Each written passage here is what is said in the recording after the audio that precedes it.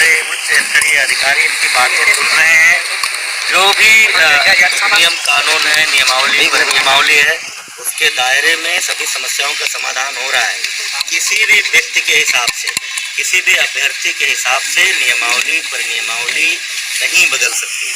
भर्ती का प्रकरण हो या कोई भी प्रकरण हो, जो उत्तर प्रदेश सरकार के विभिन्न नियम है, उसी के अनुसार काम होगा। हम वही कर रहे हैं, ये सबको पता है। लोकतांत्रिक अधिकार सबको है प्रदर्शन करने का, लेकिन जैसा जैसा हम चाहें वैसा वैसा सरकार करे, ये कई बार संभव नहीं होता। अगर एक शब्द में कहा जाए तो क्या इनका जैसे धरना देना वो व्यर्थ है? नहीं, व्यर्थ काम के लिए धरना होगा तो व्यर्थ जाएगा। सब पढ़े लिखे लोग हैं, सब शिक्षक बनने को आतुर हैं, सब लोग समझते हैं नियम क्या है, कानून क्या है।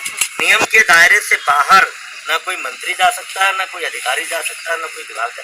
हम नियमों के दायरे में ही काम कर सकते हैं और कर रहे हैं। भर्ती जारी हुई, उसमें तमाम सारे लोगों की अशुद्धियाँ थी।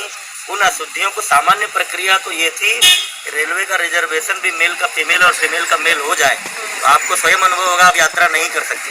12 बजे रात के बाद की ट्रेन अगर आपने तारीख भर दी है आज की, तो आपको टीटी ट्रेन में चढ़ने नहीं देगा, चढ़ जाएंगे तो उतार देगा। सबको ये सब पता है। इसके बावजूद पूरी संवेदनशीलता का परिचय देते हुए जिन संशोधनों से मेरिट पर कोई असर नहीं पड़ने वाला था, वो सारे संशोधन वाले स्वीकार किए। 1280-1300 के लगभग मामले थे, उनमें से अधिकांश को निपटाया। शेष बचे हुए मामलों में न्याय विभाग का परामर्श मांगा है, क्योंकि हमारी चिंता इन 1200 लोगों की तो है ही साथ उन 68,000 लोगों की ज़्यादा है जिनकी भर्ती हुई है। हम कोई भी कदम ऐसा नहीं उठा सकते जिससे जिन 68,000 लोगों का प्लेसमेंट हुआ है, नौकरी मिली है, वो किसी कानूनी दाव पेच में फंसे। इसलिए पूरे प्रकरण की पहली बार ऐसा हुआ है, एक एक एप्लीकेशन का अध्ययन हुआ है, एक एक केस की रिपोर्ट बनी है। हमने न्याय विभाग से परामर्श मांगा है।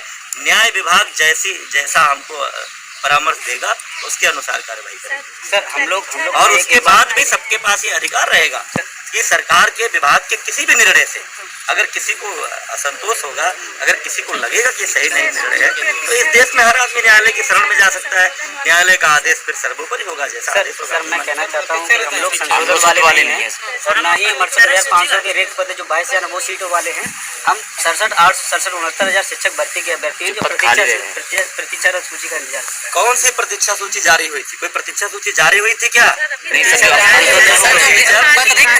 मैं कह रहा हूँ कि ये जो आप सवाल कर रहे थे 3 महीने से बैठे, ये 3 महीने से जो धरने पर बैठे, हर 3 दिन बाद इनका एजेंडा बदलता है। एक बार धरने पर बैठे थे कि संशोधन वाले लोगों को आज खुद आप दूसरा एजेंडा। अभी भर्ती प्रक्रिया संपूर्ण नहीं हुई, अभी कुछ लोगों के आवेदन पड़े हुए हैं जिनमें कुछ विसंगतियों के कारण उनका निपटारा नहीं हुआ। क्या आज ही उन पदों को रिक्त घोषित करके हम दूसरे को उस पर भर्ती कर लें? तो इसलिए क्यों इस तरह का आंदोलन करने की आवश्यकता क्या है? जब भर्ती प्रक्रिया पूरी होगी तब हमको पता चलेगा कि कितने हमारे पद रिक्त रह गए हैं, उसके बारे में सोचेंगे। मैं बार बार कह चुका हूँ कि अभी तक का जो नियम रहा है, कभी भी कोई वेटिंग लिस्ट बेसिक शिक्षा विभाग में जारी नहीं हुई है। भर्ती होती थी, 72,000 की भर्ती निकली थी, 43,000 लगभग लोगों की भर्ती हुई थी। शेष पद अगले आगे गए, कैरी फॉरवर्ड हुए। कभी ऐसा होता नहीं रहा है, कोई वेटिंग लिस्ट हम जारी नहीं करते हैं। लेकिन उसके बाद भी क्योंकि आप लोगों की ये मांग थी कि जो पद बचे रह जाते हैं उस पर मेरिट को नीचे करके उसको भरा जाए, तो मैंने नहीं, हर चीज मंत्री, कोई लोकतंत्र में मंत्री राजा नहीं होता है, हर चीज नियमों के दायरे में होती है। मैंने आप लोगों को आश्वासन दिया है कि हमारी ये भर्ती प्रक्रिया पूरी होगी।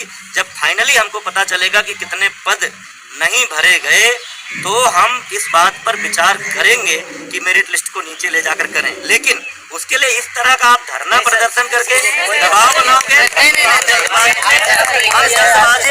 जल्दबाजी में कोई निर्णय हम नहीं लेंगे, क्योंकि हमको एक एक अभ्यर्थी, एक एक नौकरी पाए हुए व्यक्ति के भविष्य की हमको चिंता है।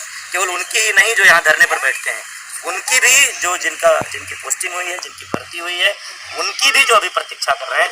हम समग्रता में सोचते हैं, हमको पूरे प्रदेश की चिंता है। आपको इस बात पर प्रसन्न होना चाहिए कि उत्तर प्रदेश की योगी सरकार पिछले अभी 4 साल पूरा होगा 19 मार्च को, लेकिन लगभग 4 लाख नौजवानों को प्रत्यक्ष रूप से सरकारी नौकरी दे चुकी है। और उसमें से 1,20,000 की संख्या बेसिक शिक्षा विभाग की। अब अभी एक भर्ती पूरी नहीं हुई, सोशल मीडिया पर दिन भर चलता है, हमको व्हाट्सएप आते हैं नई भर्ती कब निकालेंगे। अरे भाई, कोई बच्चों का खेल नहीं है, हर भर्ती करेंगे तो वेतन देना पड़ेगा। ऐतिहासिक काम हुआ है कोरोना काल में, 68-69 लोगों को नौकरी मिली है, और ये भी नहीं कि केवल नौकरी मिली है, वेतन मिलना शुरू हो गया है। इसलिए आप लोगों को धैर्य रखना चाहिए। इस तरह से दबाव बनाने वाली ये प्रक्रिया, रोज धरना, रोज प्रदर्शन, आए दिन हमारे आवास पर जाकर के घेराव कर लेना, ये ठीक नहीं। सर पहली बार आए हम डॉक्टर सतीश डॉक्टर सतीश